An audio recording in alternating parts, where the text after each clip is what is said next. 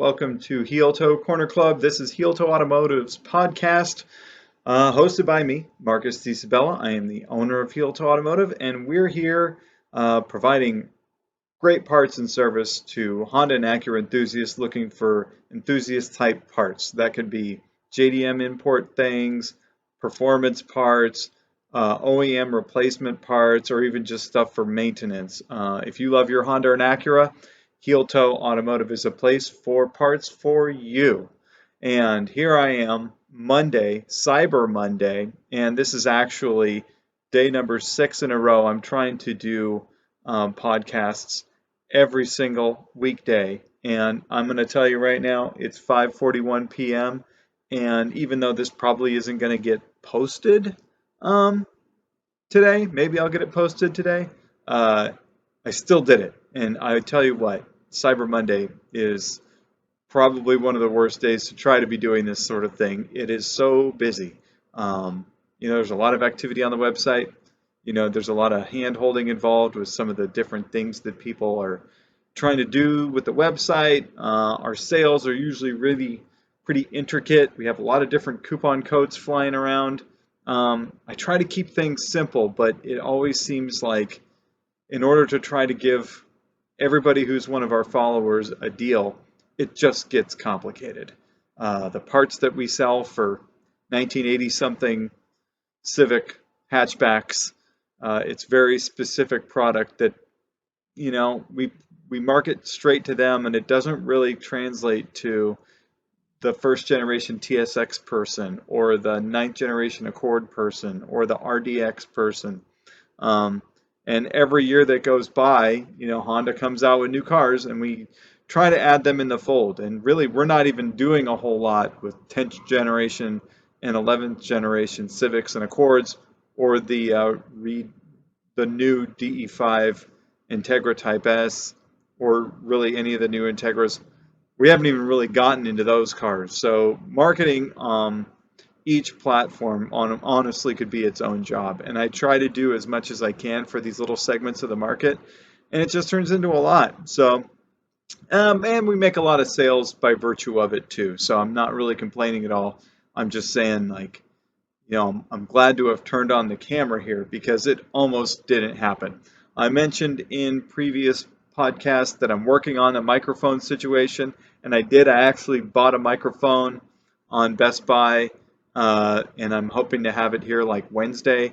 So the audio quality should improve remarkably starting, with Wednesday or Thursday's podcast, provided that technology is delivered and plugs in and works the way I'm expecting it to. So fingers crossed. And here we go, right? Already shipped a whole bunch of stuff last week. I came in on Friday and shipped a whole bunch of packages. And when today I get the contact, somebody already has a package that says it was delivered and they don't have it. It was a K-tuner, and we shipped it postal, which we usually do. I typically don't make signature required on these packages unless people ask for it. And even when we do have people sign for it, it doesn't really seem to make a difference. They'll still show a signature online, and people will still claim that they didn't get their package. And I got to tell you, it's probably one of the more difficult customer service situations to get in with, that it says that the package was delivered by the carrier, but the person says they don't have it. I fully know that the delivery companies screw up sometimes, deliver it to the wrong address, or say it was delivered, but it was really still rolling around on the truck. I've had all kinds of different forms of issues with those, and trying to file a claim for something that's missing that says it was delivered, it's always a crapshoot every single time. UPS tends to be the best for us. We have a really good insurance account, and if we say something wasn't delivered, oftentimes they'll at least put the investigation in and maybe even give us the benefit of the doubt that the person really doesn't have the thing. The trucks have GPS trackers and all this, and they try to prove if they delivered it or not. And sometimes they can't specifically prove that they went to the address and delivered it, and the claim is paid and the part is shipped out in replacement. But, if somebody doesn't have a camera, and I highly recommend getting a camera. If somebody doesn't have a camera watching their porch, sometimes it's just sort of like the person's word against the carrier's word. And as likely as it is the package maybe got delivered and swiped, or got delivered and somebody who lives at the address picked it up and the other person on the other end didn't actually receive it. Or if the person did receive it and maybe they're reporting that they didn't get it, to try to, get another one or get reimbursement for something that they had bought. I don't want to think lowly of people, but I can't ignore the fact that that might happen sometimes. So anyway, I already got one of those, and I filed a claim for it with USPS. I'm hoping that they're able to do some level of investigating. I spoke with the customer and told them something that they didn't realize was something that they can do. So I'm going to share it with you now too, is if you ever have a situation with USPS where something wasn't delivered and you want to try to contact them and get some more information or report it or something like that, go to the post office, right? Call the local post office if you can.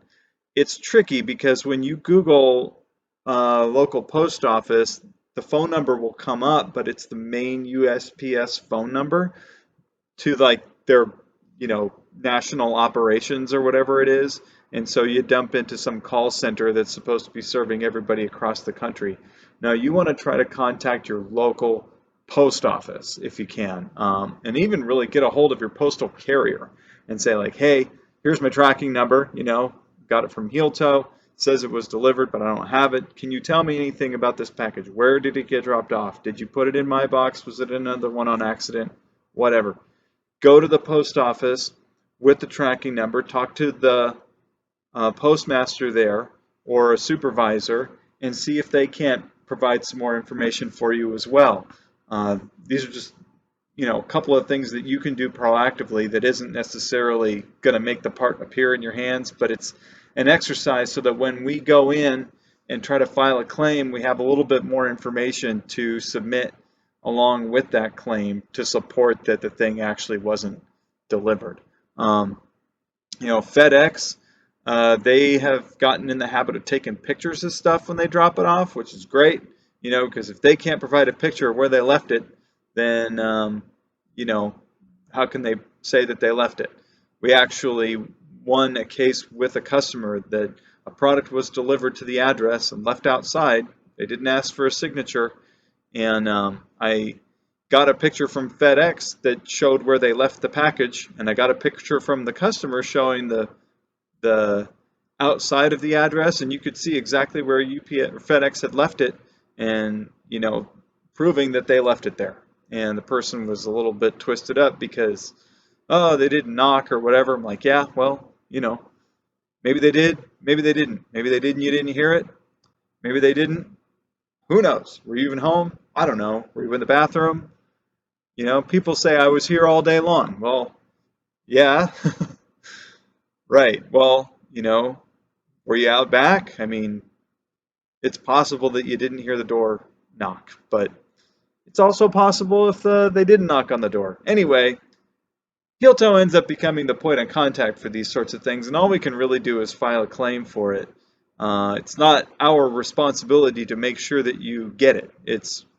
I kind of hold this to be true that when you order on our website, you buy the product, you pay for the shipping, we get the product, we get it shipped, we provide you the tracking number, and as far as physical work is done, other than if you actually have a problem with the thing when you get it, the transit of it from point A to point B is not our responsibility. It's the carrier is supposed to do that. So we kind of have to leave it up to them to do their job. While we can file claims and provide some support in that area, it does put us in kind of a sticky spot. So try to be active if that ever happens with you. Hit up your neighbors. See if it got maybe put in the wrong mailbox. See if it maybe got given to somebody who wasn't going to. I don't know. But any help that you can be instead of just turning around and saying like, it says deliver, but I don't got it. Well, Okay, try to give me a little more. Do you have camera footage? Do you have anything like that, right? If you don't have a camera watching your porch, seriously, it's gonna be 2024 here. Get one, right? They're not expensive. Get one. It is a good idea. All right, well, that's just a little bit of commentary about delivered slash not delivered and what do I do. Every case is different, so we handle everyone manually, and we do our best to make sure that we get those claims filed, get repeat shipments sent if it's due, um, and yeah, that's it. It's just one of the stresses that we have to deal with in this job, and the carriers have all gotten better, but it's still not perfect. And if you think it's an issue, get the signature required because they won't leave it without a signature in most cases. So, okay, great. Well, thanks a lot for listening. If you have any questions or comments or experiences that you want to share in this particular situation, if this has happened to you, I don't know, it could be interesting to hear about it. How did it turn out? Did the store back you up? Did the carrier let you down? We want to hear about it. Leave a comment below. Make sure you subscribe because we'll get more podcasts coming. Cheers to me for turning the camera on. Have a great day.